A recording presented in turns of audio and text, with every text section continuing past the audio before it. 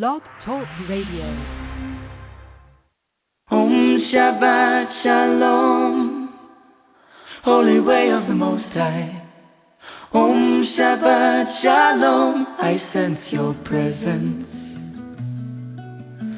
Om Shabbat Shalom, Holy Way of the Most High. Om Shabbat Shalom, I sense your presence. And I am the light within your soul. In the essence of truth and right, love makes the circle whole. And here we stand in line, waiting for some sacred sign. But to find the balance is the purpose of this time. To restore the balance of the universal mind. And in the presence of my Lord of light and love, everything I see aspiring to be free. And when I call to thee, and come on bended knee, surrender to the all-pervading light and love. Reflections of the one surrounding me with love. And I sense your presence. I sense your presence. I sense your presence. I sense your presence. Within and without, above and below, yeah. East, west, north and south, I sense your presence. Without and within, below and above, yeah, yeah. East, west, north and south, I sense your presence. I sense your presence.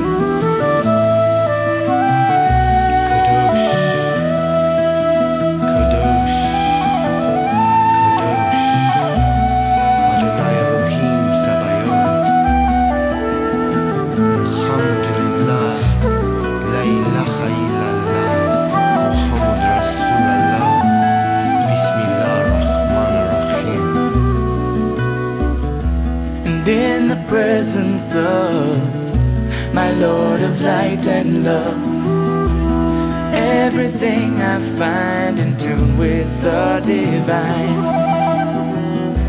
And here we stand in line, waiting for some sacred sign. But to find the balance is the purpose of this time. To restore the balance of the universal mind. And I am the light within your soul. In the essence of truth and right, love makes the circle whole. And when I call to thee, and come on bended knee, surrender to the all-pervading light and love. Reflections of the one surrounding me with love. For to find the balance is the purpose of this time. To restore the balance of the universal mind. And I sense your presence. I sense your presence. I sense your presence. I sense your presence. Om Shabbat Shalom, Holy Way of the Most High. Om Shabbat Shalom, I sense your presence. Om Shabbat Shalom, Holy Way of the Most High. Om Shabbat Shalom, I sense your presence. Om Shabbat Shalom, Holy Way of the Most High. Om Shabbat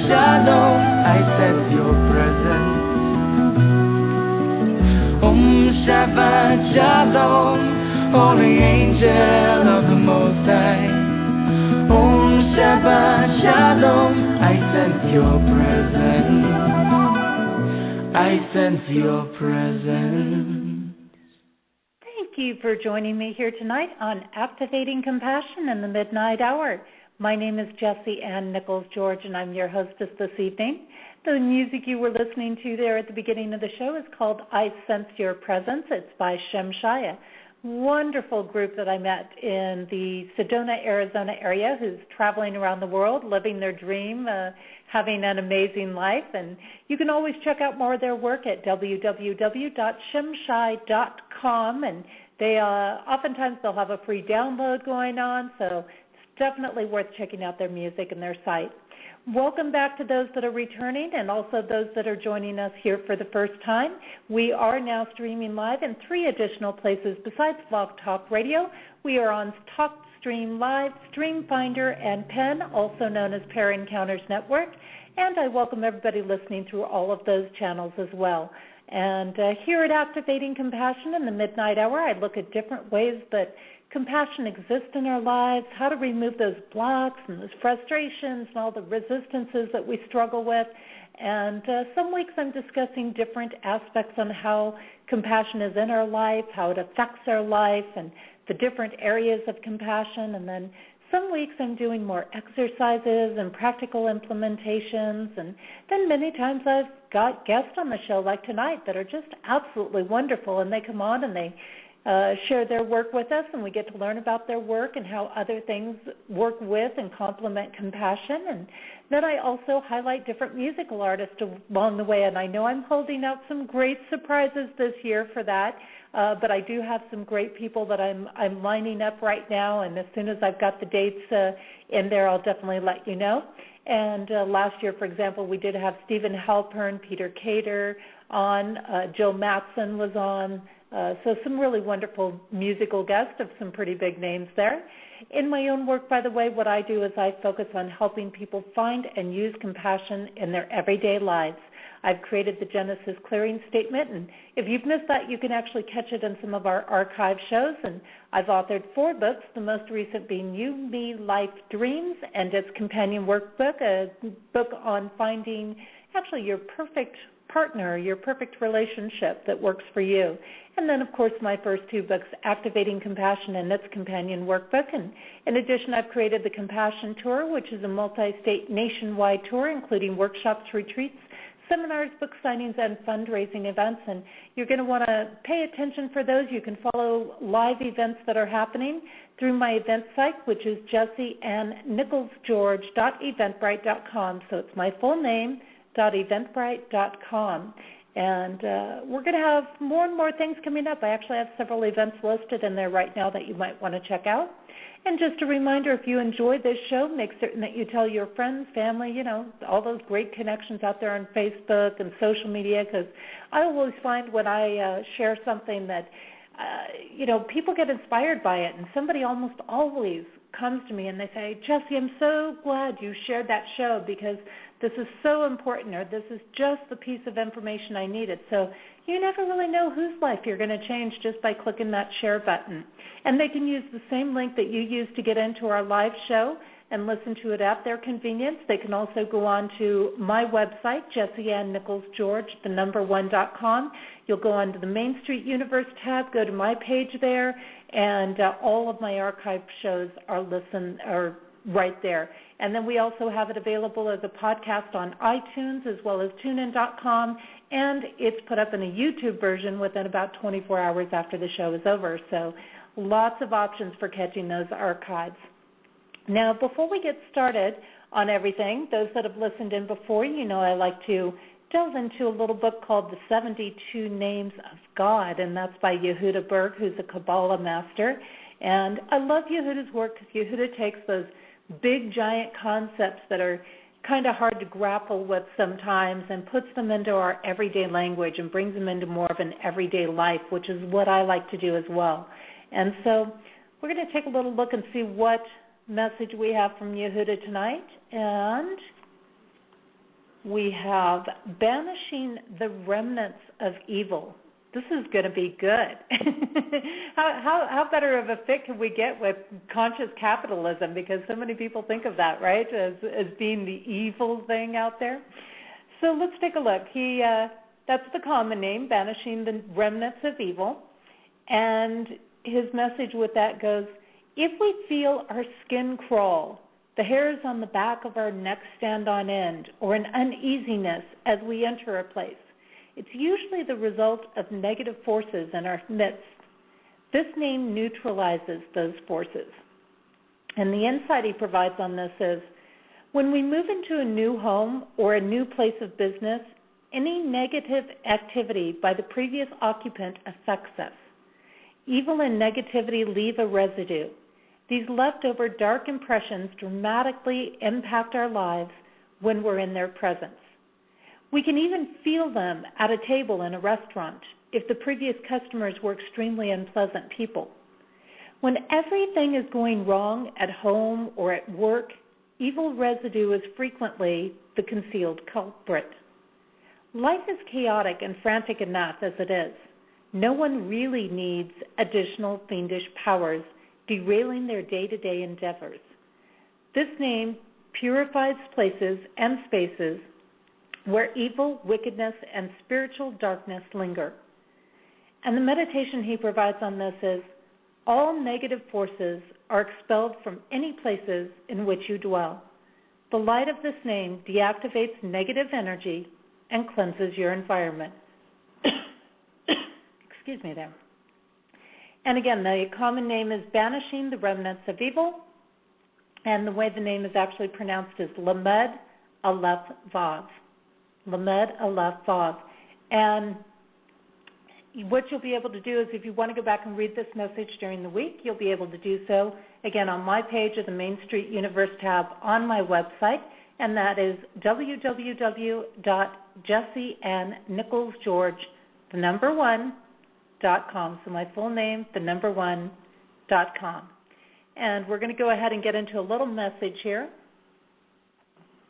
And this is a little thought for us to think about before we go on break and bring our guest on this evening, because we have a wonderful guest on tonight.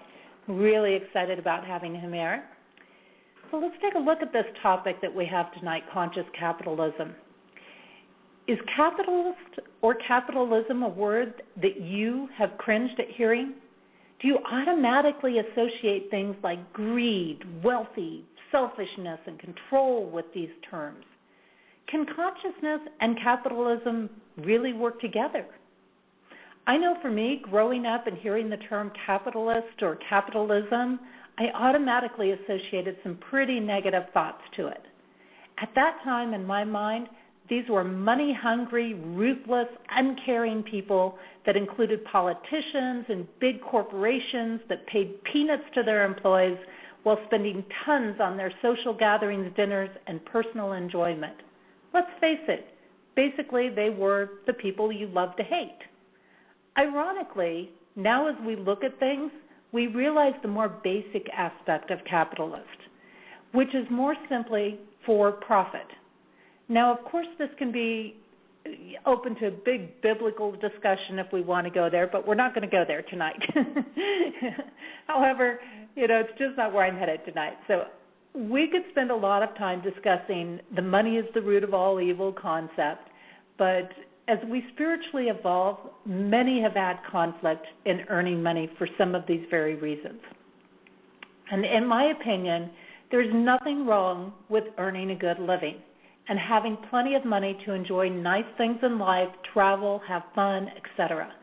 However, the key is, what are we doing with what we earn? So many people, like lottery winners, get their money and then don't put it to good use. While a bit subjective here, basically they will invest in things with companies that couldn't care less about you, me, the environment, or life. I love the work that Adam C. Hall is doing on bringing the capitalist aspect to a conscious level. He is known as the founder of Earthkeeper Alliance. They buy large lots of property and then permanently keep them from being developed to massive commercial levels. Adam is working in a movement towards conscious capitalism. Now, ordinarily, we wouldn't put these two terms together. However, when we really look at what this does, it is truly something I see as having beneficial outcomes for us. With conscious capitalism, we blend many individual components such as caring for both the inner and outer aspects of people, sustainability, social responsibility, and still enjoying a wonderfully comfortable lifestyle. It covers caring for people, animals, and our planet, all rolled into one. As I see it, this is going to become a necessary model for business to survive.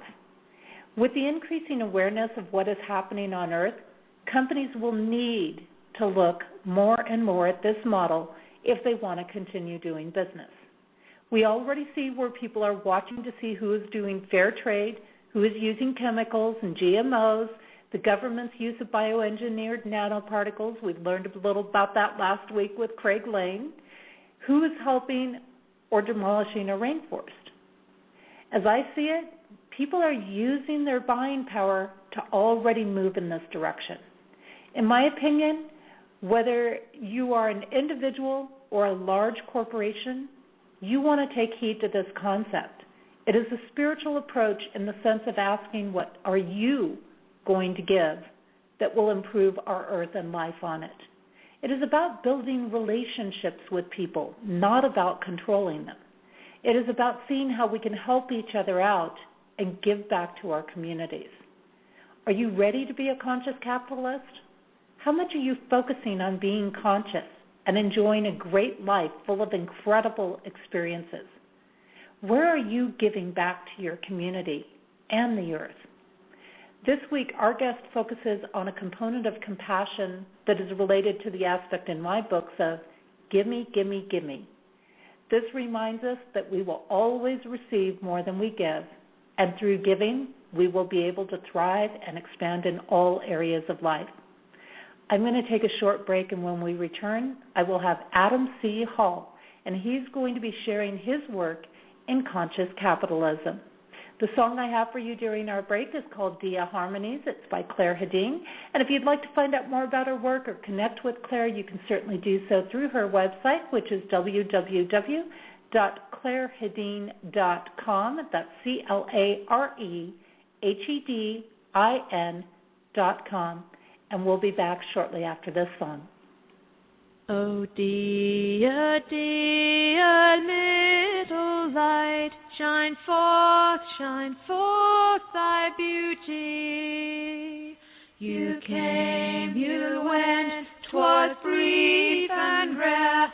We loved you and we love you.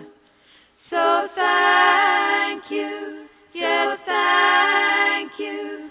We thank you oh so deeply. And thank you, yes, thank you. We thank you for your visit. We know your time with us was brief, but still 'twas time well valued. You have a place in hearts and minds down here on earthly fallows. Your light will shine and dance you will upon the skies of spirit. We learn, we love, we touch, we part, we feel the circle's healing.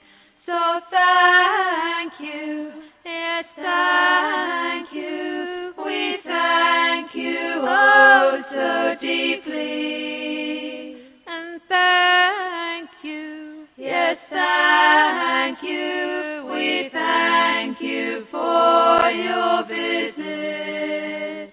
Oh dear, dear little light, shine forth thy beauty. You came, you went, 'twas brief and rare. We loved you and we love you. So thank you, yes,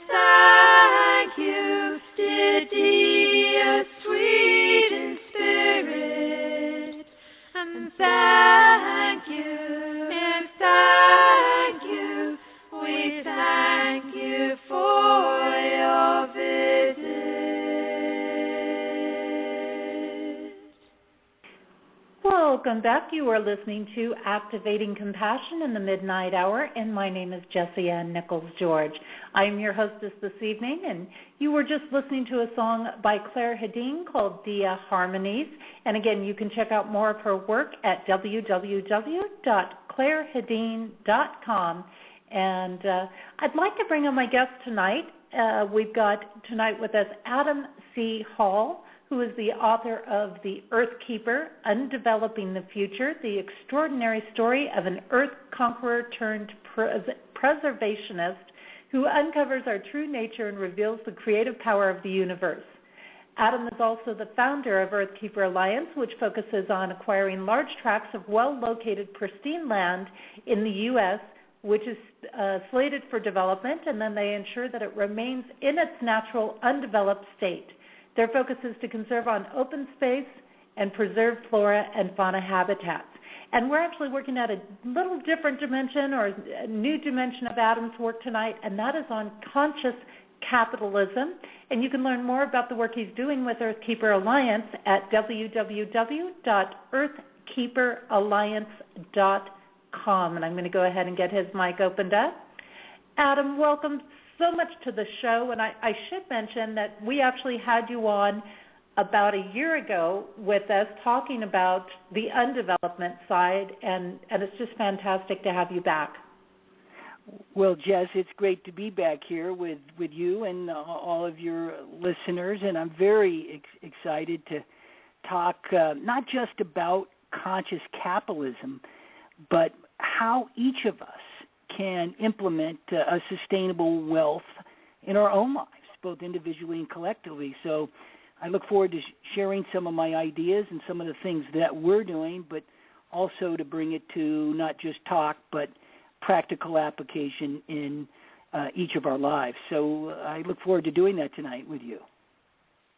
Well, it is a real pleasure, and I'm looking forward to hearing what you have to say tonight, because every time I talk with you, and my head just starts going and going. It's like, yes, and here's this person that's got this in motion.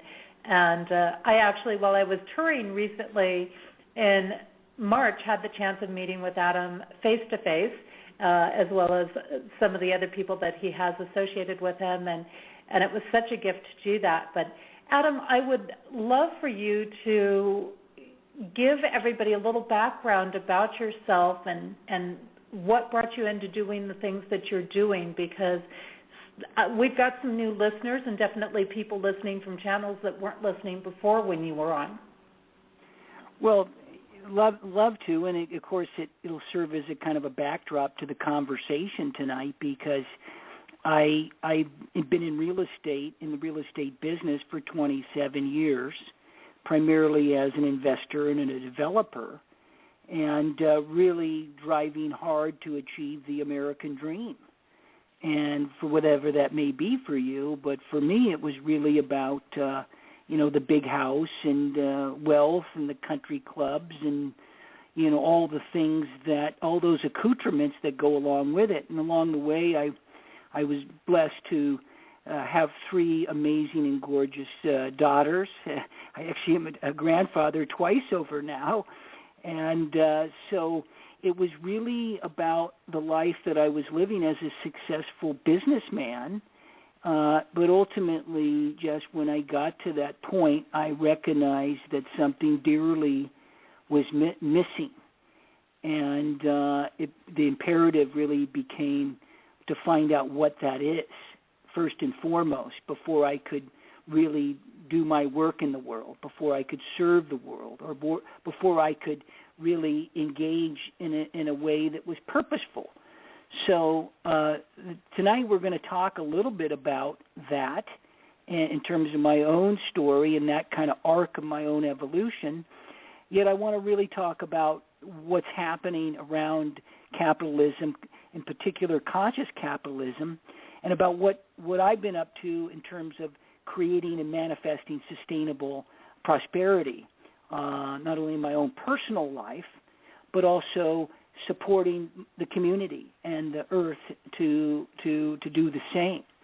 So we'll we'll take a look to what is the root, the source, if you will, of conscious capitalism, and how I did and how each of you can implement a practice that taps into that source to manifest that sustainable wealth. And so we have a little bit of time tonight, and we can explore that and a few other things as you see fit.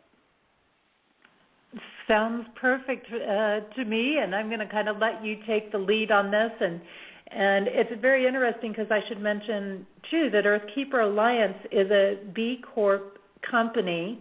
And for those that aren't familiar with that, the B Corp companies are companies that, for the most part, are working kind of in this conscious capitalism principle, and with this consciousness, as you say, building communities and sustainable wealth and giving back, and it's a whole new interesting standard for companies, I would say. Well, it's explosive, and it's really, I think it's very important as it is the core, as it is settles into the foundation of the movement to conscious capitalism is B Corps, and we're also a member of 1% for the Planet. And we'd like to get into that tonight in more detail, yet I think you brought up something very important when you were talking a little bit earlier, Jess, and that is this idea that consciousness or awakeness or enlightenment or spirituality, if you will, is opposed to being a capitalist or opposed to being in a material world. And I would like to submit for any of you to consider that perhaps is a myth, because I believe, in my practice, is that they're not mutually exclusive, that we can be conscious, we can be spiritual, we can be awakened, and we can also engage in the material world or the manifest world in a way that is reasonable and balanced. So it's not one or the other. And so I'd like to talk a little bit about that tonight and why I think that has been a myth that has been hanging around a long time, in particular the conscious community, the mindful community, or the spiritual community, and propose that we let go of that old myth in the context of where we were and look at where we really are in this new earth. And so I'd love to explore that tonight. And also, I think one of the things that we will look at is also, it's kind of what is the root of conscious capitalism, and how did I tap that, and how each of you can tap that. And so that's a little bit where we're going to go. And I think first and foremost, it's what is conscious capitalism? What does that look like? And what I feel that is, it's really the mindful and equitable exchange of goods and services for the benefit of people, planet, for profit with a purpose. And I call that the quadruple bottom line. Let me read that again. The mindful and equitable exchange of goods and services for the benefit of people, planet, profits with a purpose. And in practicing conscious capitalism, we can create together, individually and collectively, a sustainable path to prosperity for everyone. So that is the idea of conscious capitalism. And one of the things that I found along the way of my own path, because I was anything but a conscious capitalism, I was really more the predatory capitalist, the earth conqueror.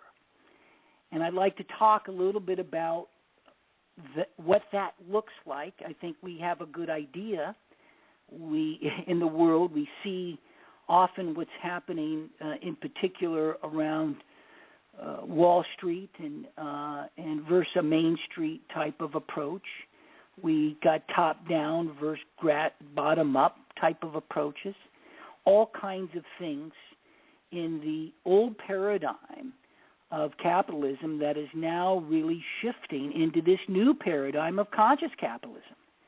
And the question I think that I would pose to the listeners or anyone in my conversation is you want to flow in a direction of what is old and doesn't really work as we know, or do you want to really flow and get involved in a sustainable, more prosperous type of new economy that's coming forth and blossoming now? And, if you choose the latter, then I would encourage you to stay on the phone and listen.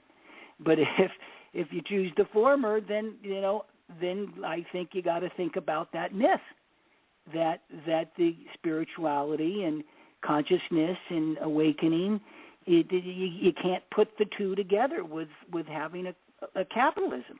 And that's okay, too. There's no right or wrong here. So, and I find this very interesting, and I'm interjecting here a little bit, Adam, please that you bring this up, because so many people do separate these two things out as if they're just totally different things, and they bring in this dichotomy of, well, I want to balance everything out in the world. I want, to balance out the rich and the poor and this and that, and yet they say, oh, but I won't participate in capitalism even if it's conscious. And I'm thinking, but it's one of the only ways we can get to that balance point. Well, exactly. And I'm so glad you mentioned the word balance, because I'd like to propose we use that as an analogy tonight. And I would like to suggest that, if you will, either for your listeners, or if you have a piece of paper, you can take it out or visualize this. But if you put forth on a piece of paper a line left to right, and then in the middle of that line you draw a line below it, and you create like a scale, like a scale that balances itself. So if you could just imagine and the objective with capitalism, and what I see, and the objective with economics, is how can we balance this scale? And what we've seen is the following: that the scale is really imbalanced, that the wealth is held by very few, power is held by very few, and ultimately to look at how to rebalance that scale. And we can explore this, because I have some ideas of how each of us can do this in our lives, because in the balance of it is great prosperity. And it creates not in poverty, but it creates great balance of wealth across all spectrums of life. So imagine that scale for a moment, okay? And if you imagine the scale, on the left side of the scale, you have predatory capitalism kind of as we've known it. And then on the right side of that scale, we have conscious capitalism, which is now emerging, and it's being birthed into the world. So when we look at those two ends of the scale, there's a polarity going on. And I think it's very evident, like you were just talking about, it's imbalanced. It's imbalanced in leaning heavily into the kind of the predatory capitalist mode. And I can say this because I've been doing that for many, many years, and I decided that doesn't work, that's unsustainable. But it is a fact. We all know this. And it's interesting that you bring that up, because the only people that get rich under the predatory model, which is my observation anyways, are the people that start off there for the most part. Because what I see in the conscious movement is their focus isn't on predatory, it's about the focuses that we talk about often in compassion and spirituality, which is focusing on people and relationships as opposed to greed and money for the sake of money. Excellent point. And let's I'd like to talk a little bit about that and kind of drill down and look at that, if that's okay with you, because it's like predatory capitalism is like an either-or proposition. It's, subject off. It's just you against me. And let's explore this, because I think it will help us with both our mythology around predatory capitalism and why it doesn't fit in with conscious capitalism, and then ultimately how we can kind of bring this scale, this imbalance, if you will, back into balance, back into harmony. And if you think about it, and I experience this in my life because, Jess, I live by the law of the jungle. And the law of the jungle says when the sun comes up in the morning, whether you are the lion or the gazelle, you better run like hell. Eat or be eaten. Okay? So what does that tell us about predatory capitalism? That tells us that predatory capitalism is all about survival. It's survival of the fittest. It is driven by what I found when I was in that place, that in my gut, in my lower chakras, there was a churning, popping the Tums, driving to work and whatnot in the office. And in that is where predatory capitalism, that is where it thrives and survives, in that place, which is driven primarily by fear and survival and ego, to be somebody that says, I am somebody in the world, and I'm going to show the world that I'm somebody. In other words, it's narcissism. It's a self-obsession. And I lived in that place. That was the life that I was living. And it's very powerful, because it has a ruthlessness, it has a drive to it. Now, some of those tenets, some of those aspects can be very useful if put to the right use. I think hopefully you can get what I'm saying. It's not right. Like something's wrong, or it's not a wrong or right proposition. It's really a proposition of something that has gone awry, or some aspect of our sensibility that is often driven by those lower chakra areas and those areas that is driven by the ego and narcissism. And it's powered by reaction. It's reactive.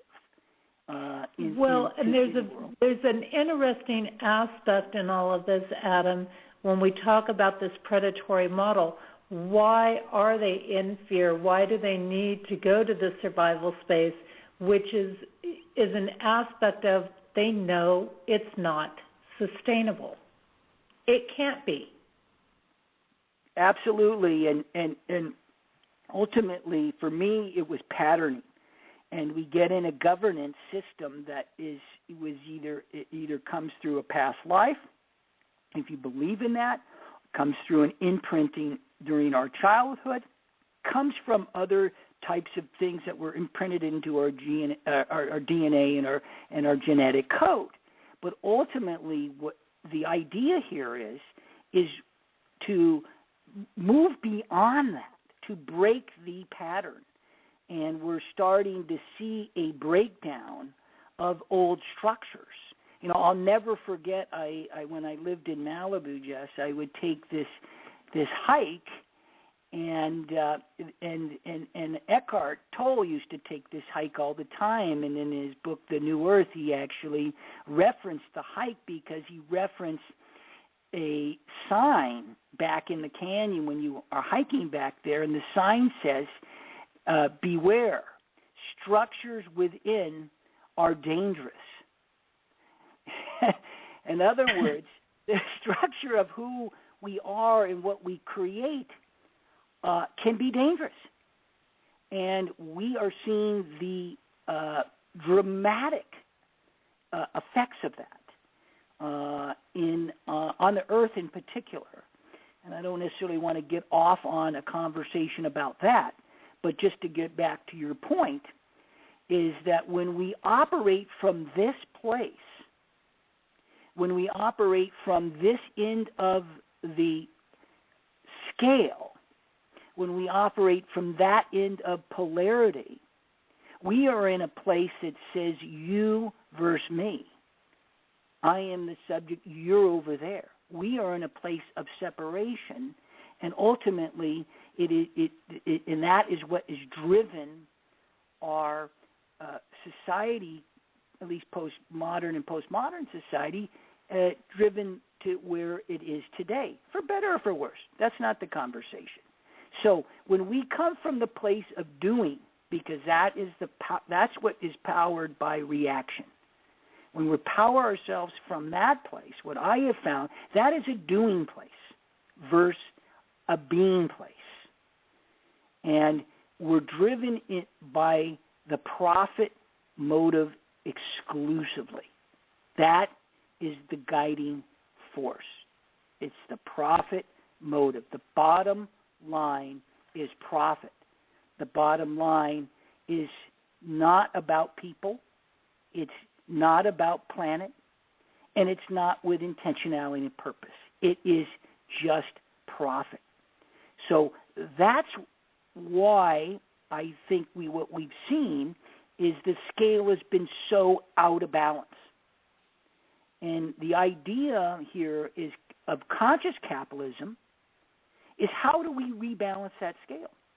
And not only how do we rebalance that scale in our society, in modern Western societies and now Eastern societies and cultures, but how do we do it in a way that can serve the greater good? And you brought up a really good point, because it's of course it's about what we do with the wealth we have or the money we create.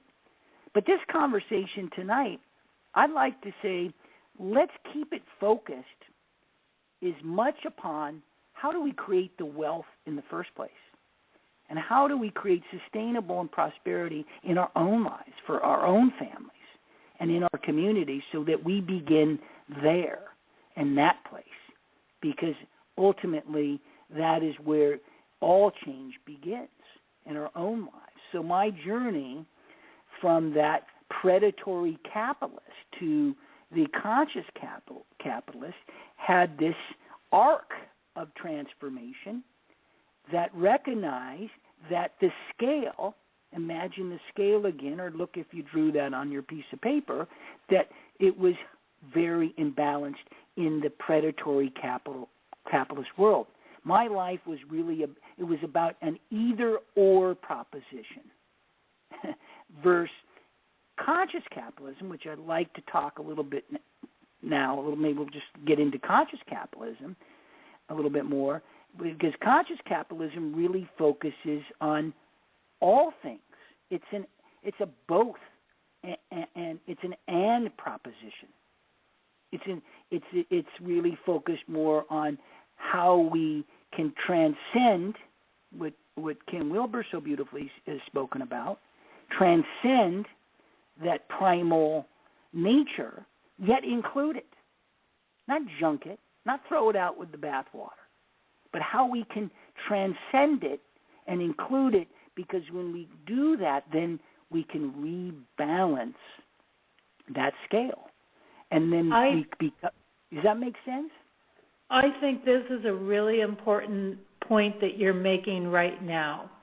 How do we take this other piece and transform it to where we can use it that's actually going to help us, help other people, and so on?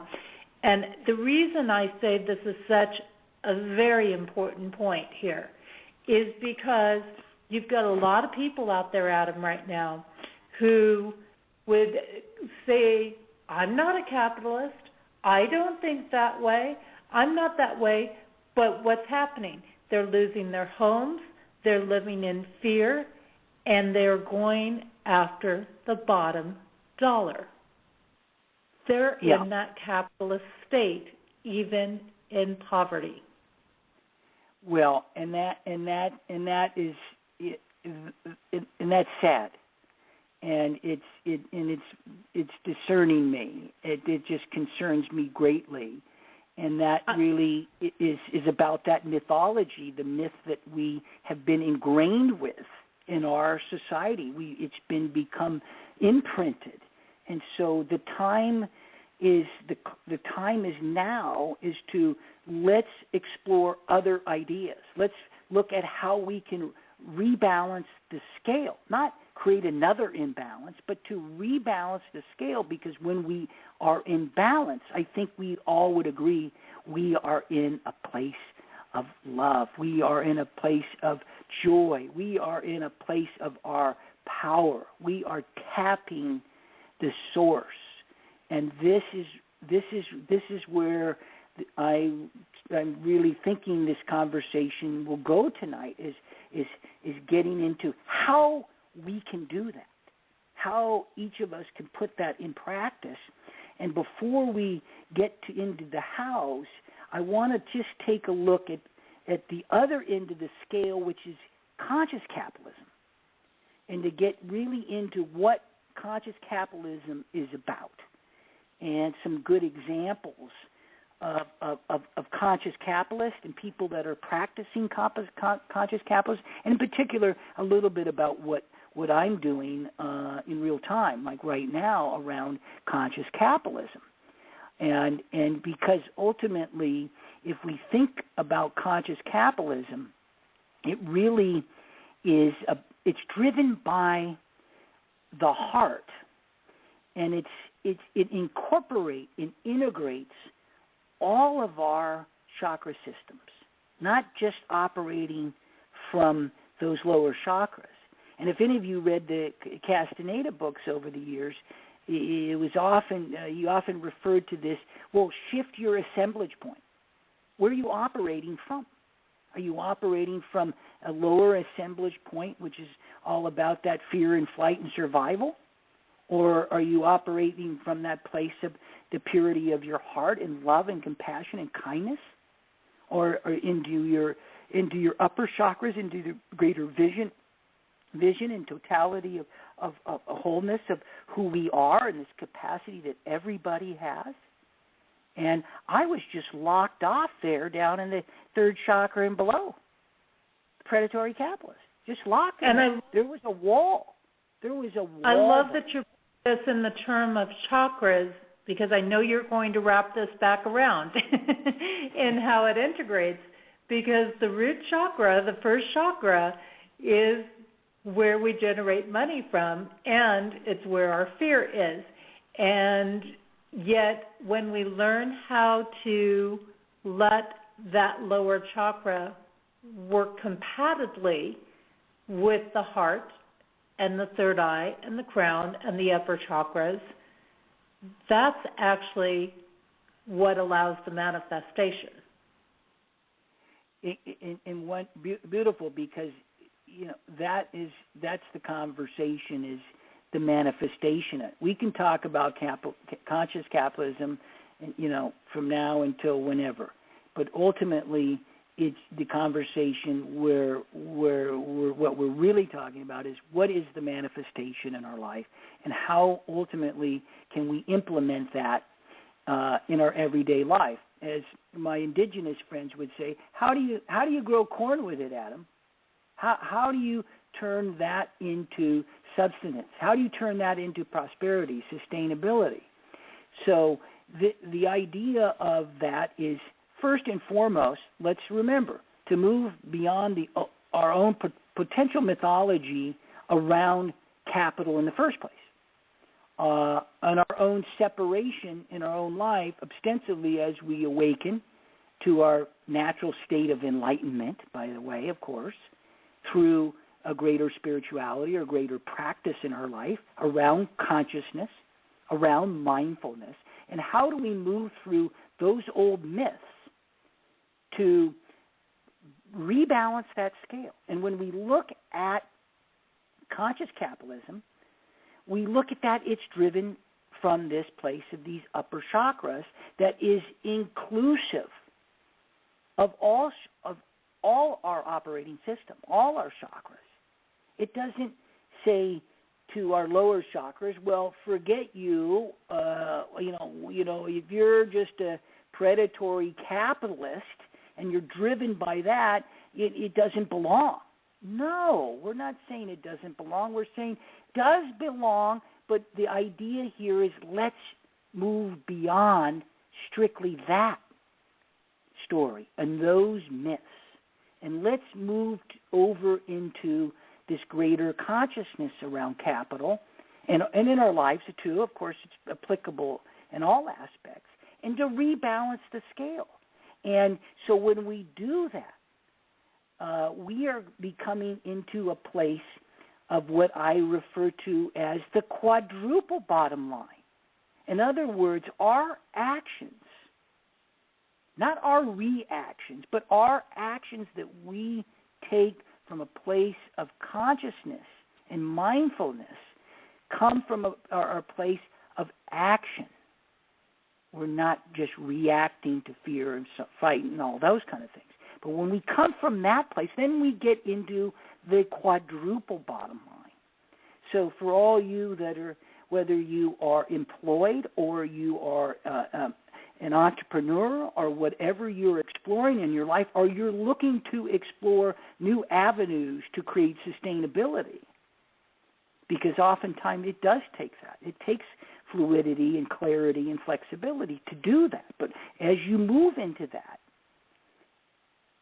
check everything against that quadruple bottom line. How does this affect people? What is this doing to the planet? Yes, I understand and embrace making a profit, a fair profit, a reasonable profit for my gift and my service in the world. And I'm intentional on doing it with purpose and passion. That's the bottom line.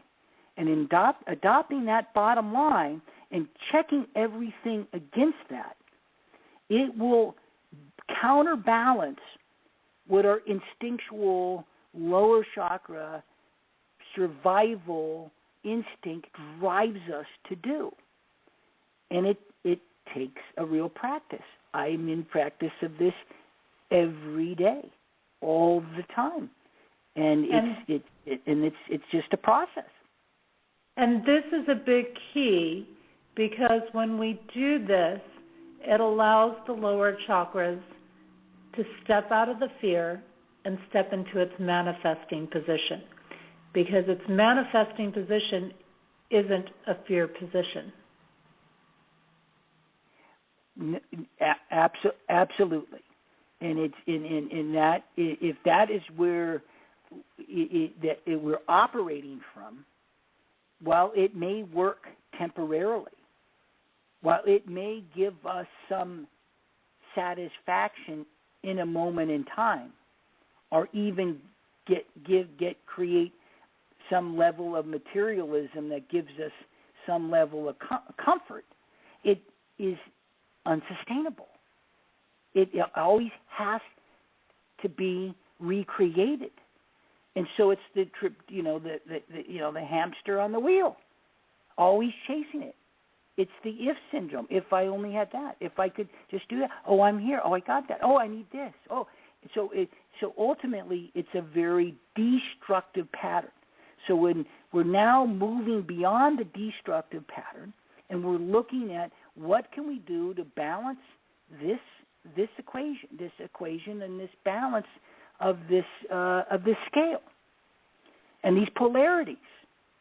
Because on one end is the predatory capitalist, and on the other end is the conscious capitalist. So we want to balance that. So we're talking about that and how we can move to that place, and it really is looking at the place of the instinctual nature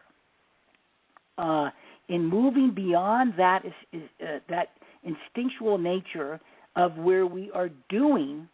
We're operating that reaction, doing place, and now we're cultivating our being, our place of our center, our core, who we are, why we're here, what gift we can share, and how we can give, yet how we can be available to receive as well. And this took me a long, long time to ever even have any idea of how to receive. I was not brought up in a home that offered that. I had no idea, based upon my chasing the American dream, because when we are grabbing, asking, more, predatory capitalism, ultimately it doesn't allow receiving. You have to go get what you want versus allowing, well, I'm going to open myself up into my being and receive from that place. And I was at lunch today, Jess, with a great wisdom keeper and a well-known man, and he shared with me just something to remind me of. And it was a beautiful mirror. And that is, when we come to a place, an intersection of having to make these difficult choices, my gosh, I got to pay my bills. I got to put a roof over my head. I got to put food on my table for my children and whatnot. And we come to these places where we got to make these really tough decisions, that we should remember this. We should remember that we can make a choice. This is the beauty of the human experience. It is free will. And of course, there's a big conversation around free will, but I won't get into that. But we can make a choice as to, in what he shared, the essence of what he shared, or the quintessence of what he shared, which is the beauty and the gift, was that to be in the creation as a co-creator of the experience, or experiences that your heart's truest desire intends to be manifest in the world. First and foremost, as compared to doing something in a world that's about a means to an end. I got to do this to get this. Because the truth of it, the wisdom of what this man was sharing, is that it's not about a means to an end. It's the end that is the means to everything. And those are some big thoughts and not easy to follow. But ultimately, to be in the experience of what we're looking to manifest and create in our lives versus going straight into the means to manifest what we're hoping to create in our lives. Does that make some sense? Right, exactly. So as opposed to,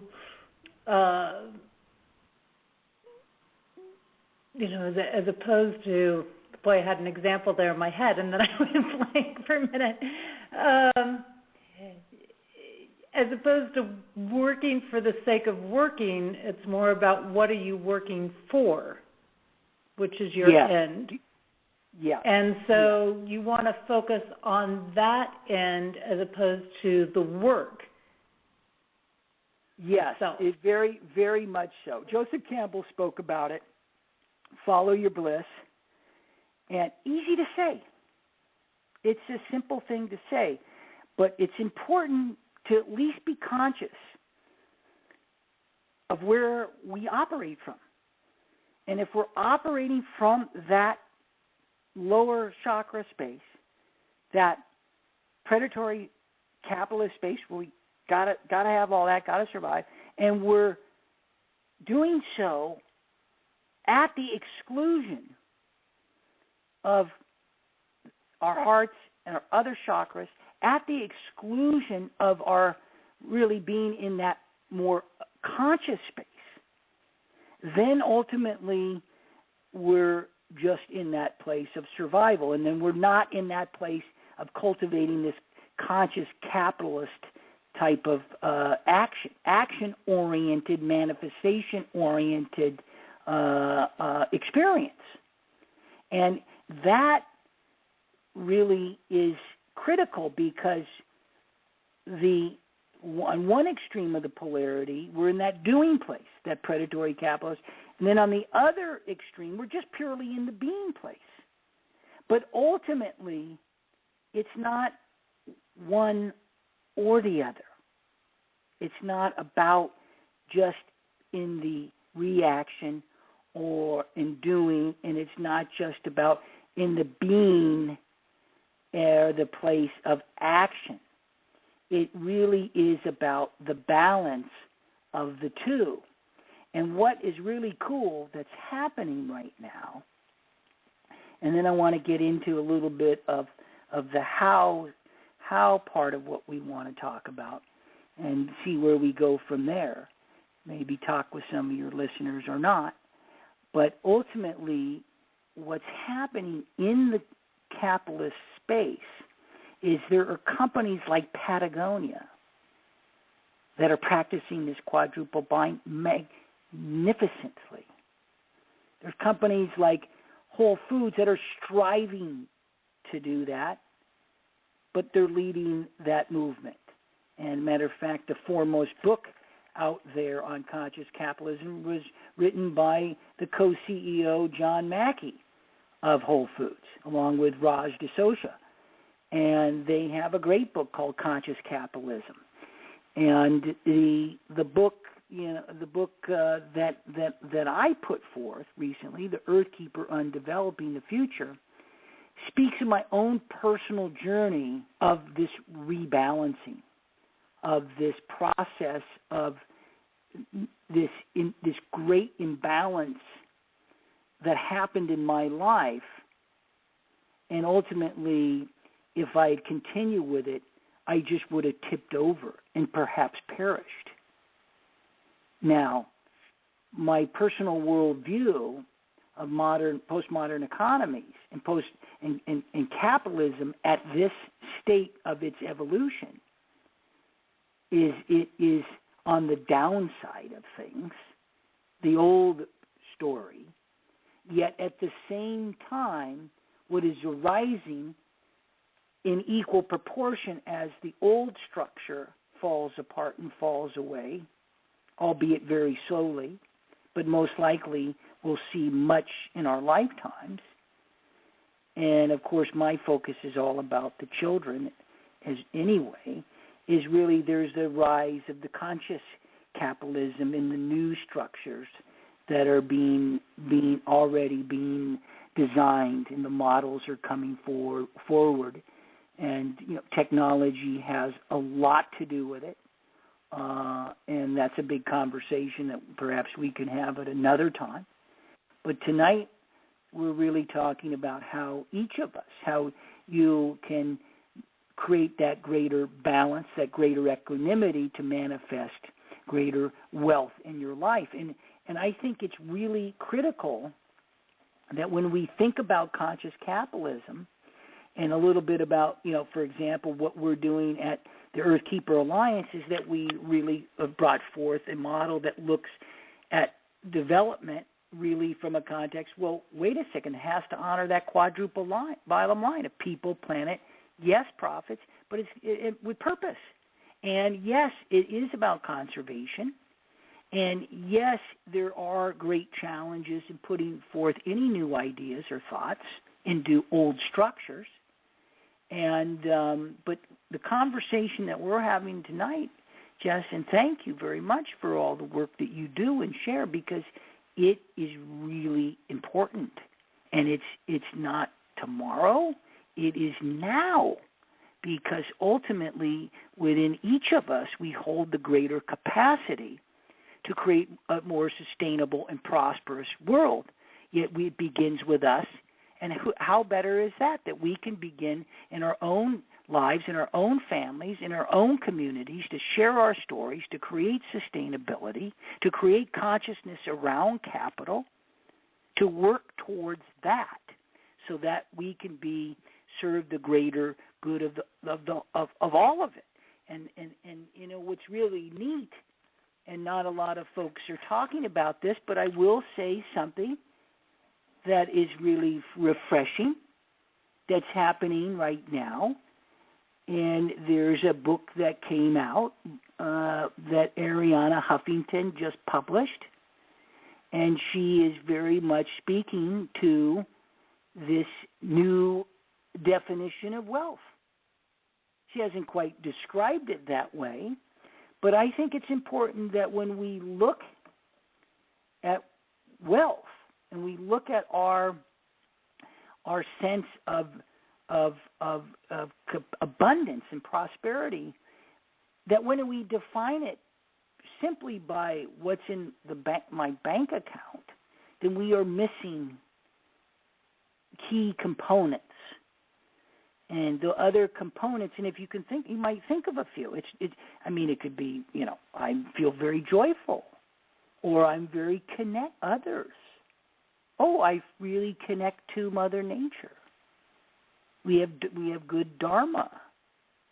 I mean, think about it. Whatever may come up for you. I mean, there's other things other than that traditional definition. And I mean, is anything coming up for you, Jess, around that?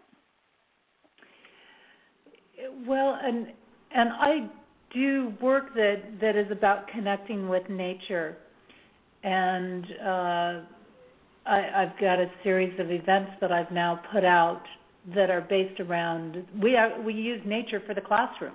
That's fantastic. We don't in a conference room anymore. We go out in nature and expand it from nature gives us the opportunity to understand ourselves, and by the end of the day, we are giving healing energy back to nature. And I think this cycles around into something that you talk a lot about in this concept, and that's a big part of this concept, which is relationships. Relationship with ourselves, relationship with others, relationship with nature and the universe. And this is a big key, because for us to, I think, shift from this predatory model that we've been under to this consciousness that we're developing into, we still need the relationships, because if we don't have relationships going on, we're going to get resistance in battles. But when we create relationships, it opens a whole different thing, because it starts to make things personal. And I'm sure there's people out there that would say to me, yeah, but the predatory people don't care about relationships. But they do, because their whole model is based on relationships. Yes, and that is a really important point, is what is our relationship to the world, and what is our relationship to ourselves, and what is our relationship, and how is that reflected with the relationships that we have with our families and our loved ones and our community. And if we looked at this scale and we looked at it from the perspective of relationship,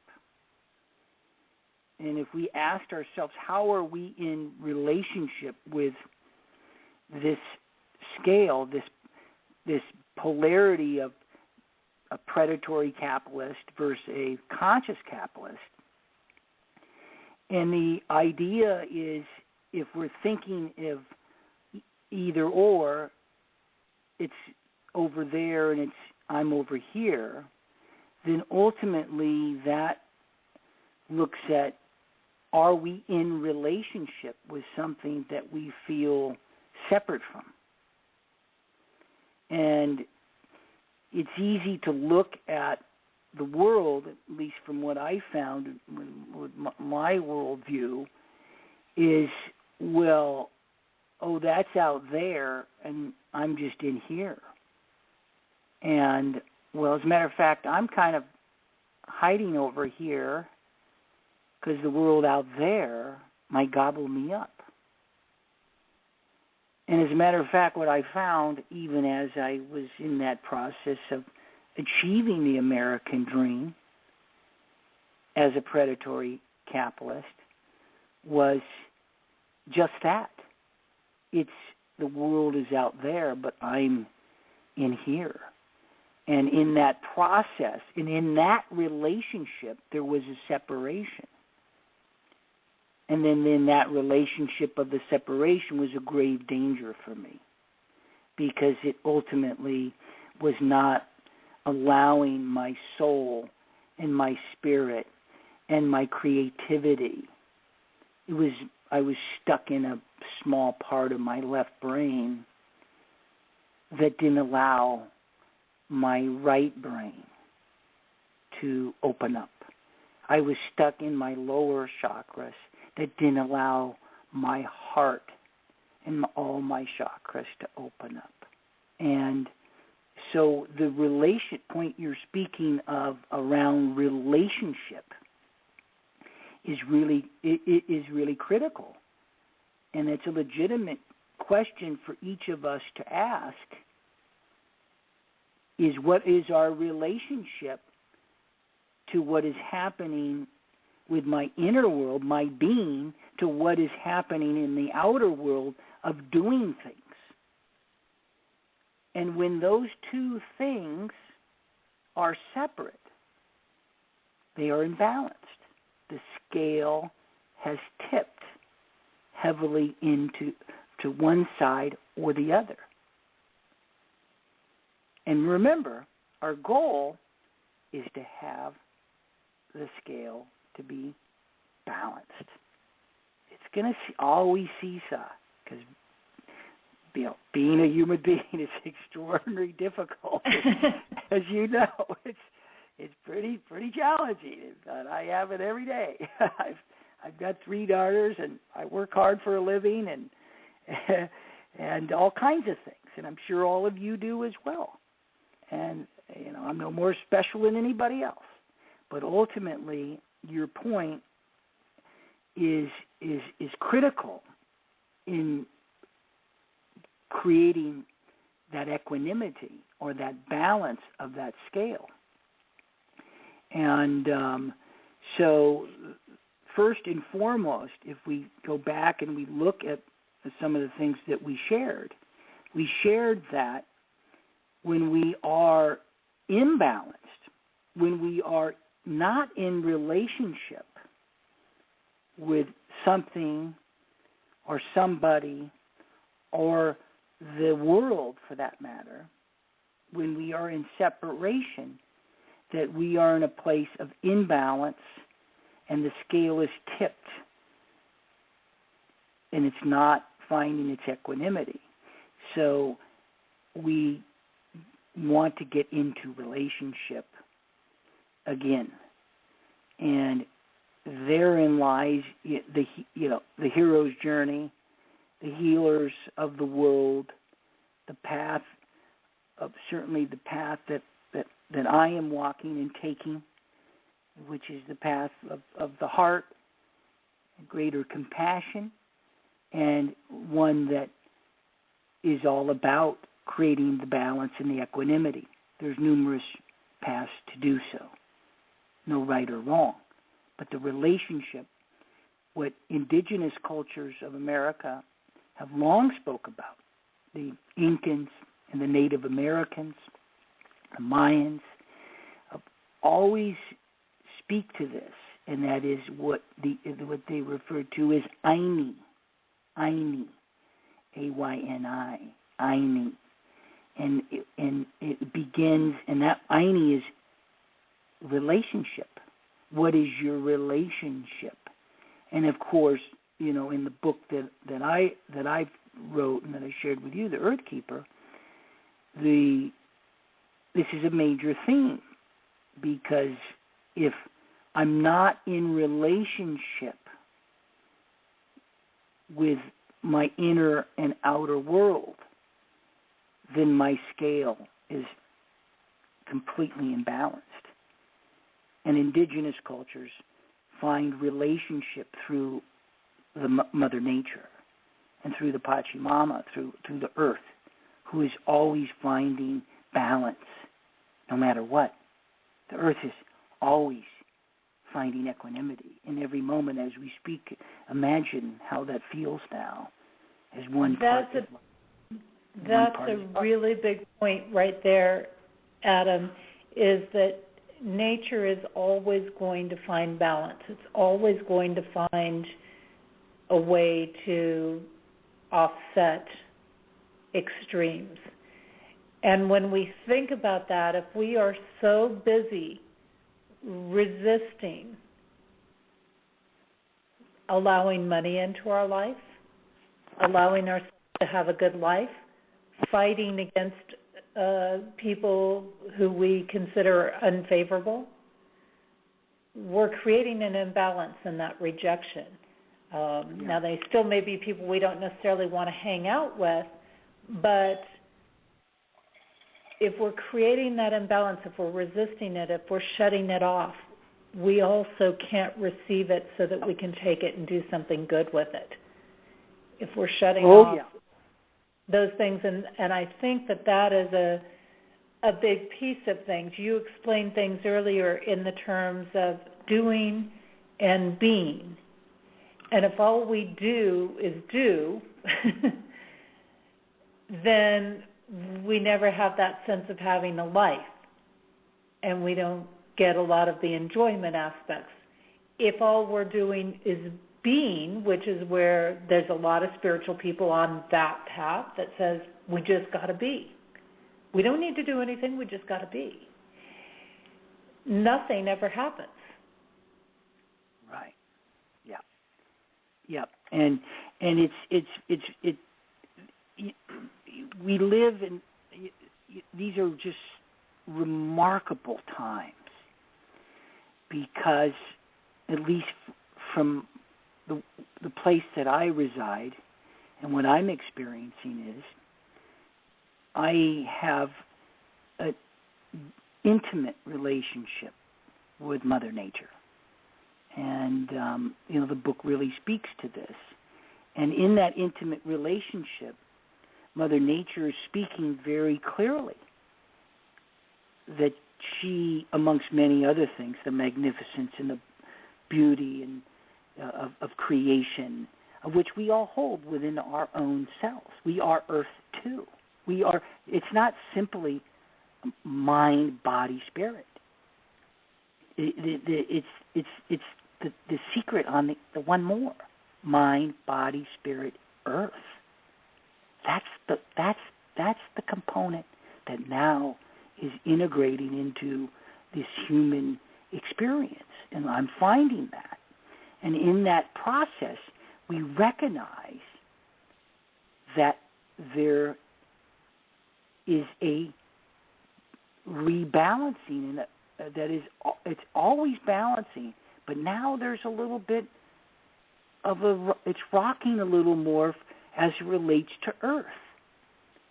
And not to get sidetracked into what is happening around Earth and climate change and global warming and all these things, because that's a big conversation, but it's a perfect example of what is going on around the Earth.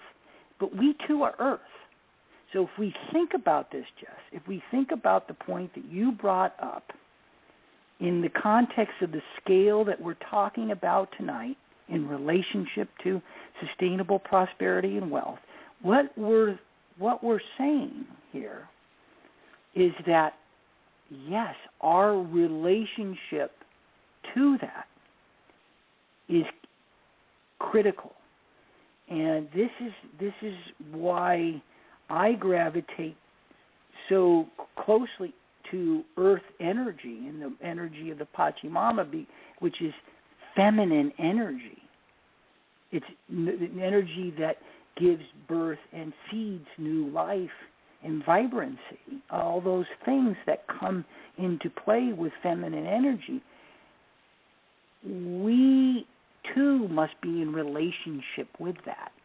And when we have come from the old structure of predatory capitalist, the conquistador mentality, some will label it the masculine, appropriately so. It's the yang energy of doing and thrusting forward. All fine. But when it's imbalanced, it's destructive and it's disintegration. And my work is dedicated to the rebalancing of that, and not in the critique of right or wrong, old or new. It's more in how we bring balance to our relationship, because ultimately what I am hearing from the earth and from the universe is this is the imperative of our time, that we find that relationship so that we can be part of the balance of the earth, which is a pillar of our foundation. And that's why conversations are being had around, we live in a carbon-based economy. That's why we see the birthing of conscious capitalism with the quadruple bottom line, people, planet, profits with purpose versus just profits. Because if we are imbalanced to such extent, then we face becoming an endangered species ourselves. Big, important conversation. So let's talk about that a little more. Yeah, that's a big point right there that we're forgetting. If we don't take into consideration, and people are wondering the how is about focusing on people, planet, profits, purpose. And there's a lot of people who says, I don't need the profits out there, but it is, all of these things go hand in hand, because even if we look at things from the spiritual aspect, even if we just look at people, planet, purpose, you deny spirit if you deny yourself the ability to receive and to profit, because that is a natural state of spirit, is to receive and to be abundant and to enjoy life. Now, the others keep the profits in check, so to say. And as you said, you made a great point as I came into this just now, which is, if we don't look out and keep our focus on all four of these things, which is what keeps a balance, we will become extinct. Yes. Yeah. And there's a lot of conversation from that perspective, and that's not what I'm saying here, but because that could become easily a fear-based lower chakra, get back into the old story. What we're talking about is the wholeness and the equanimity, and why that becomes eternal and timeless and infinite, because that is our nature. We're naturally that way, just got in balance. The scale got in balance. So your point here is a good one, and and I'd like to talk a little bit about, well, how do we do that? How do we create a greater practice around sustaining this, so it just isn't a thought around this conversation tonight, but it really becomes a conversation in the coffee shop, or it becomes a conversation at work, or it becomes a conversation about how we can, in our own individual lives, manifest this greater wealth as we talked about, that has this fullness to it, that embraces this quadruple bottom line. And I think that's really, really the key, is that what can we do about that? And I'd like to make a few suggestions, and we've been talking about some of them tonight. But that as we become conscious co-creators, as we are, like my friend Barbara Marx Hubbard says, we are evolutionaries. As we create that evolutionary impulse to evolve ourselves into greater relationship that we are talking about, our greater relationship with Earth, our greater relationship of our inner and outer world, and in that equanimity, because ultimately it's not about one extreme or the other, the predatory capitalist or the conscious capitalist, the doing versus the being, the either or, both and include. It's really about the just balance, holding those two capacities. And as with any polarity, there is a natural tension. And it's like when we're in relationship, there's a natural tension that holds it and keeps it vibrant, or it tips it one way or the other. Some say, well, we tip into the negative. Well, we tip over into the positive end of the pole. Yes, we're rocking back and seesawing back on both of those. Yes, that's the human experience. Now we're talking about including conscious action into this human experience.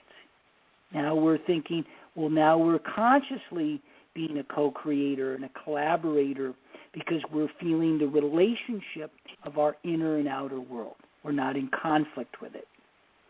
So once we are doing that, then we look at, well, what can we do to cultivate that? How can we even do that? And some of the things that I share in my book, The Earth Keeper on Developing the Future, it's really goes to the core of the conversation tonight, which is, what is the root of this conscious capitalism? What is the root of this equanimity? How do we create the balance? And if you can remember the vision of the scale, or the line that you drew left to right with the line down to the bottom, it's the place in the center. It's the fulcrum. It's that center point that holds those two polarities. And we want to be in that place of center, not in the extreme ends. So we don't want to live exclusively in the predatory capitalist world, which we grew up in, and this is all we know, and this is what the whole system, modern, postmodern system has been designed to effectuate the collective, and so obviously it drove me almost over the edge. But ultimately, you can't just be in the pureness of a spirit. Well, you can, but you're not in balance. You're not in relationship. Mm-hmm. And you can do it, but, if you want to live like that or in a teepee or whatever, you can do that. I know people that are breatharians. And realistically, to be in that space, we wouldn't be in a human body. Exactly if right. We were that... You would perish. You perish. Right. Yeah. You would not be. You could not function. So the idea is here, what do we do to cultivate that center place, to hold the balance of this, both of these extreme ends of the polarity, but yet have them both, not one or the other. As if you're in one, you're excluding the other. And what we talked about tonight, they're not mutually exclusive. They actually all go together. The predatory goes with the conscious capitalist. We embrace that. The idea is, how do we move beyond it? We transcend it and we include it. So this is the idea of being in the center and being in that equanimity, and it really begins with what I found is, hey, I got to be truthful with myself. I got to be in a place that I feel compassion and forgiveness in my own life for the life that I've been living and what I've done and where I'm going. I just need to be in that place, and just ask for that place of integrity to come from that place, and to really open myself up to an ongoing vigilance around this. Because it's easy to the mind will just run rampant. And earlier you said something that it drops to the bottom line of what we're talking about, and that is, giving is receiving. And when we operate from a place that I need, then you receive nothing. You don't know anything about receiving. That was the life that I lived. Yes. And ultimately, to give is to receive. And the Course in Miracles speaks so beautifully to this, and so do many other great wisdom teachers and avatars of our time. And if we think about this, we just have to take a moment to say, am I operating right now? Is my operating system, say we are hardware, like a computer, the body's like a hardware, and then we have our software. Is my operating system coming from a place of just doing and reaction? Or am I coming from a place of my being and action in the world? And then ultimately, well, wait a second, I feel those two parts of who I am, the scales are rocking a little bit, and to just be able to have enough consciousness for just a moment to breathe into this, and Mother Nature just lives in that stillness of that center point, to say, oh, I can look at being, I can look at just reacting and impulse reaction, which of course is, that is typically leads us to things from judgment and to anger, and invokes our shame and our guilt and those type of things. And oh no, I could be over here, and I can be in that place of being and spirit and consciousness and pureness. But wait a second, I really feel this whole spectrum of this scale. I feel this polarity here on the left, and as the conversation we're talking about is around our survival and our predatory nature in those lower chakras, and then over here on the right side of the scale is the pureness and the beauty and the essence and the universality that we share together. But then there is this way forward, and the way forward is holding the greater capacity of both ends of the spectrum. And is that what do you feel about that? I mean, you've done a lot of great work, Jess, teaching work and around that, and you're doing that, and I love the fact that you're really doing that around earth-based and elemental energies, which is, I too found very potent and immediate, where you get a result right away because it's experiential. And are you finding that in your work as well? It is very experiential, and there's just so much that we can't get, for example, just by even an online course or things like that. And where you were talking about this integration of this polarity energy, an example comes to mind for me that it's kind of like you have that choice. You're either going to totally outcast the bully, or you're going to realize that the bully has some really great leadership skills, and how are you going to utilize those skills? They don't have to be the bully to utilize those skills. And it's about helping that bully to transform and allow them to be the great leader that they naturally are. Mm. And that's kind of the integration that I see in these polarities that we've been talking about tonight, is these people who are in this capitalist survival mode are much like the bully. That bully didn't become a bully just by waking up and saying, I'm going to go out and be a bully. They were groomed that way. They were trained that way. They went through some sort of fear that drove them into being the bully. And I think that's true of a lot of capitalists that are out there as well.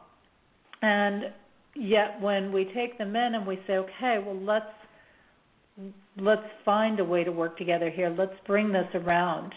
I know you've got some great skills, but you know what? Basically, like the bully, if you don't start being nice to people, you're not going to have anybody to follow you around and bully.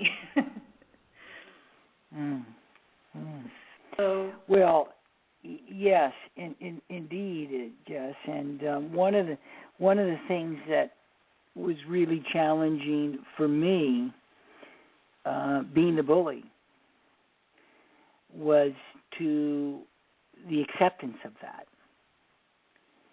and to recognize consciously that was not a sustainable path. It wasn't who I was or who I am. It didn't allow me to find the greater fulfillment in my life and wholeness and vitality and regenerative nature of my own earth and who I am. And it's very tricky, because what happens is, for example, when I was in that end of the scale and in that end of the spectrum, I would sense the other end of the spectrum, because the polarity always tickles us or pokes us or prods us to say, hello, I'm over here. And in this case, my sense was, from a businessman, it was, well, you can be conscious too. And there's other ways to handle and manage and do things. And then on a personal level, which are really one and the same anyway, it was like, well, hey, Spirit's over here, and says, oh, hi, I'm over here. There's this part too, and the magnificence of creation is that it finds equanimity. It finds balance. And even in the human capacity, we find balance. And when we're extremely imbalanced, then we perish, either primarily through disease, create disease within the body, and we're imbalanced. Also through violence and war and other things. So the power of the universe is always calling to find that greater relationship that we're talking about, to be in balance. And ultimately, when we look at the scale tonight, as we've been talking about, and we look at how we come to this greater balance, it's the easiest thing to do, To create imbalance is to be in separation from our inner and outer world, and to be in separation from others that ostensibly are doing something that we cannot relate to or do not agree with, and what we judge is right or wrong. And that really is imbalance. It's like the default position. You just go to that. I mean, when I was in the place of that predatory capitalist or that unconscious being, a paw breather? I mean, all this woo-woo stuff? Are you kidding me? What are you talking about? So that it was easy to be in that perspective. So as conscious co-creators and evolutionaries, as collaborators with the universe, who are finding the greater equanimity between the two ends of our polarity, we can come to this place where we are one with the whole spectrum of polarity.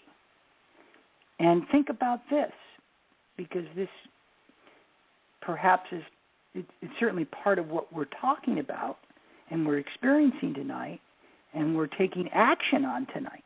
Not reaction, but action as well. What we're going to take action on is really to think about, hey, oh my gosh, I can apply, I can practice in my everyday life this idea of the scale and balancing the equanimity of these two particular extremes. Just imagine if you could take anything you could imagine. Say you're thinking that I am looking for flexibility. I want to be flexible and really open-minded. Okay, that's on one end. Then on the other end, you're like, I'm rigid, I'm closed, and then you can really think, well, I get to rebalance that. Therein lies one of the things that you shared tonight that is so essential and so important is relationship. The relationship that we have. And of course, the relationship is an inward journey.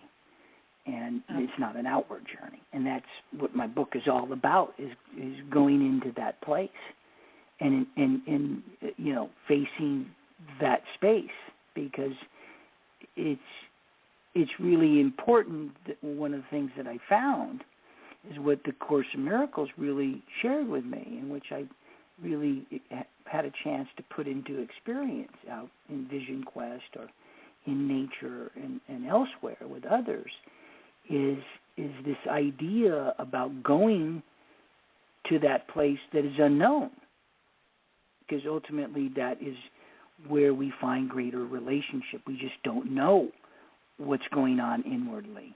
We think we know what's going on outwardly, but how do we get into the inward place? Well, that's kind of like a dark room. How do you got to open the door and got to step into it, and the magnificence of what I found is that it really goes to the core of fear. And it's in what the idea of fear is generated by the unknown. The idea of fear is what is unknown. We don't know what's going to happen. We don't know the outcome. So we go, wait a second, I don't want to deal with that. Or I think that may threaten my survival. And so it gets us into that fight or flight type of thing, and we fear that, and it could be dangerous. And the idea really is, well, wait a second. And the Course speaks to this directly. It's not the unknown itself that we fear. It's the idea that it's unknown.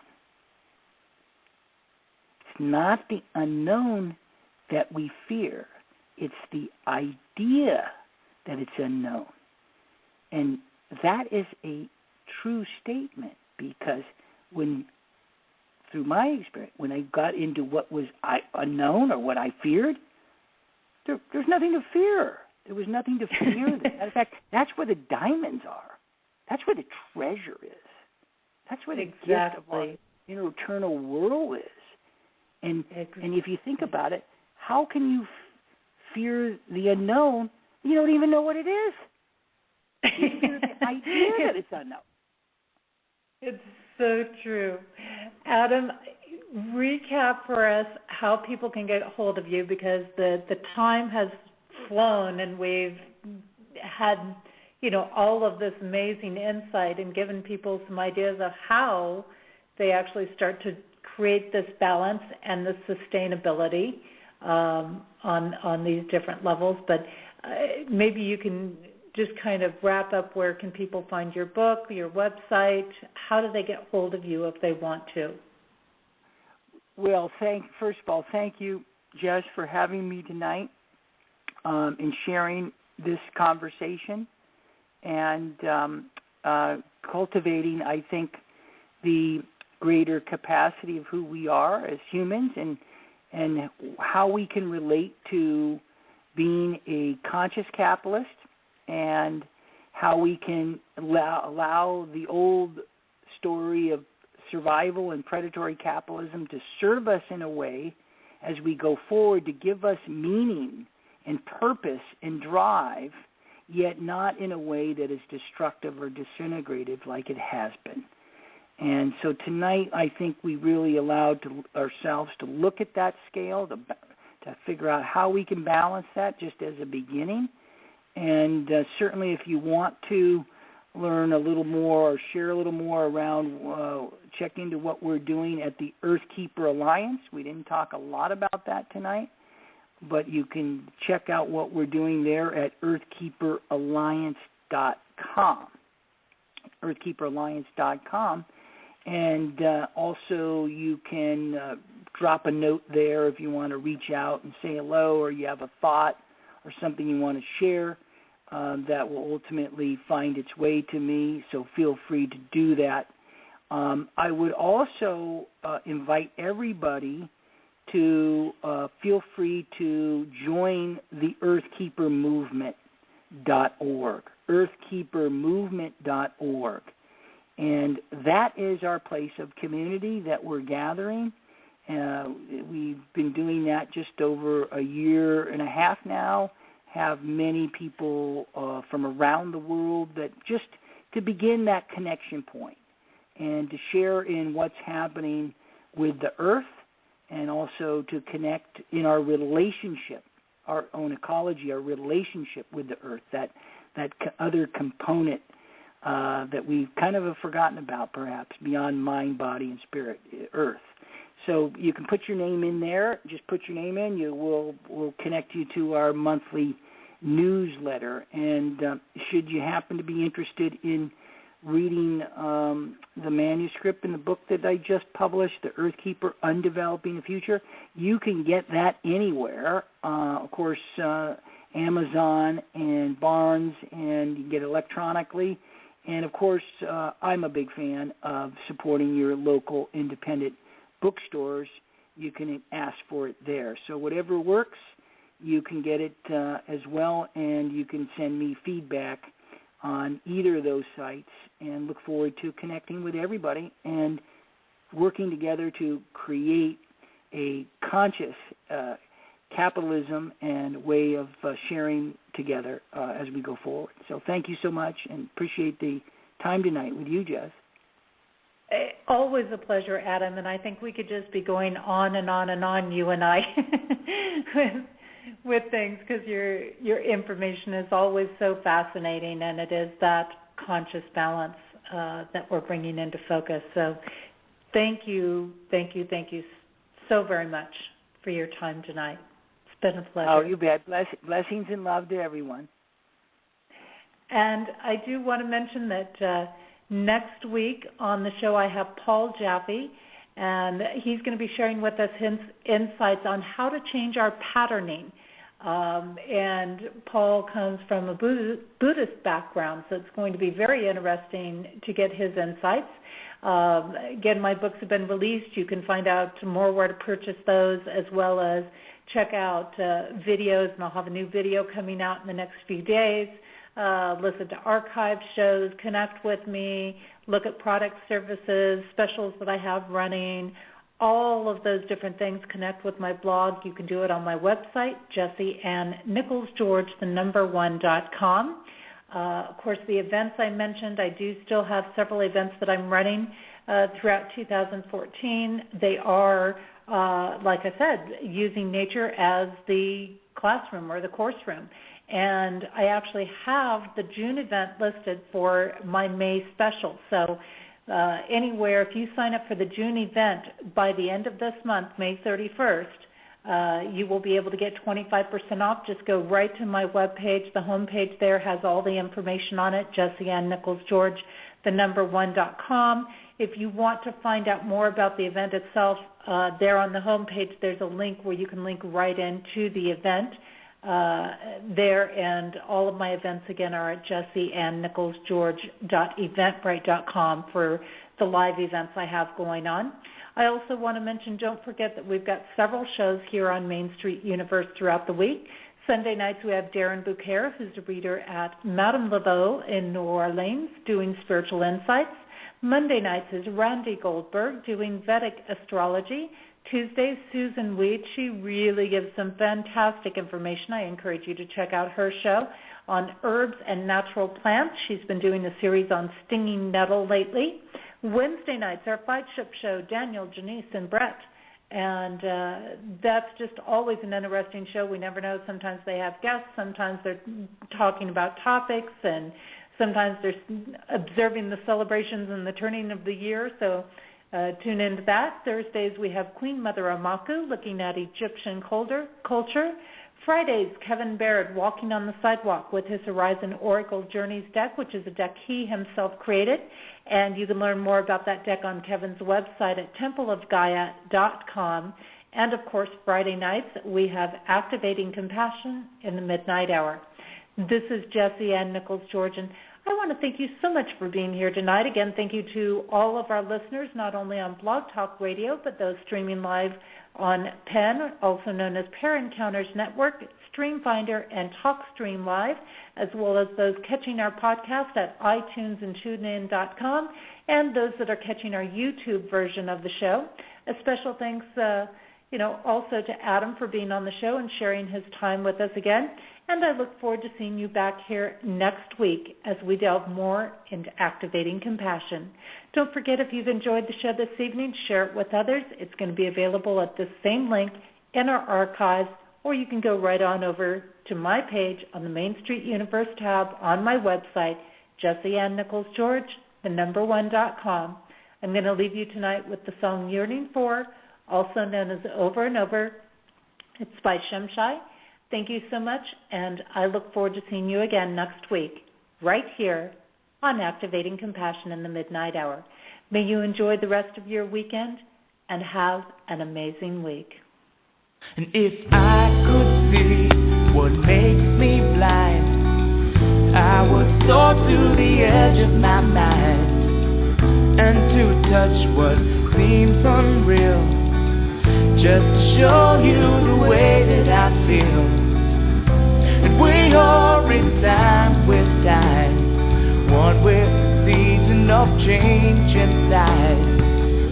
And we are in tune with the tune, caught in a balance of sun and moon.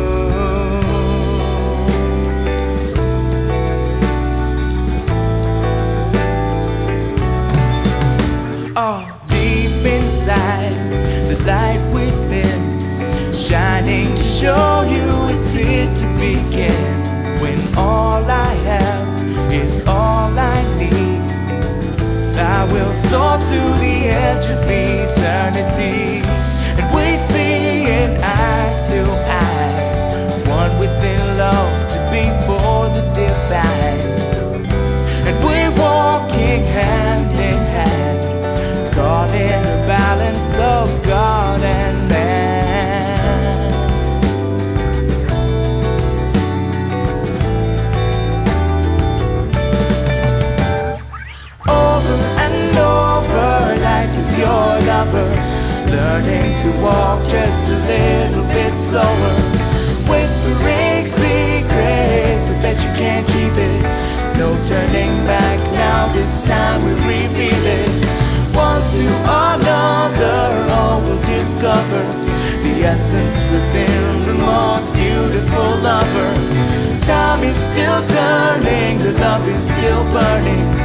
Deep in your spirit, your heart is still yearning for.